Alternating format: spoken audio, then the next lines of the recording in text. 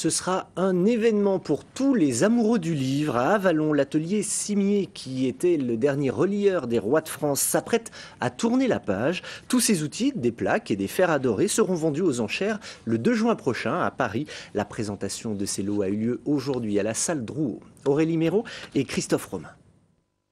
Des plaques à dorer, des fers, des presses à relier, 320 lots seront présentés lors de la vente aux enchères de l'atelier Cimier, 2 siècles de reliure. En 1804, René Cimier grave les armes officielles de l'Empire.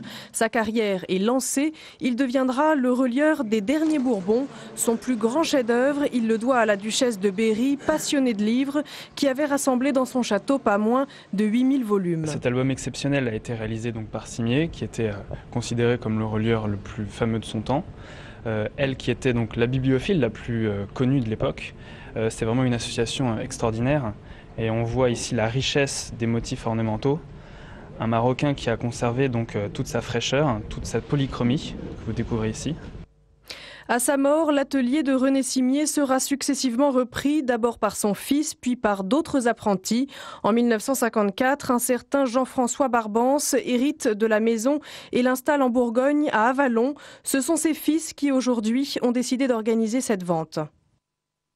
Tout est réuni pour constituer un véritable, feu d'artifice d'enchères lors de cette vente où de 50 € à plus de 50 000 €, chacun, collectionneur, institution, pourra, si je puis dire, trouver la reliure, le fer qui lui manquait.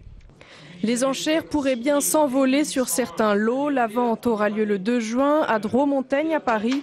Elle devrait attirer de nombreux collectionneurs, mais aussi des bibliothèques et des musées en France et à l'étranger.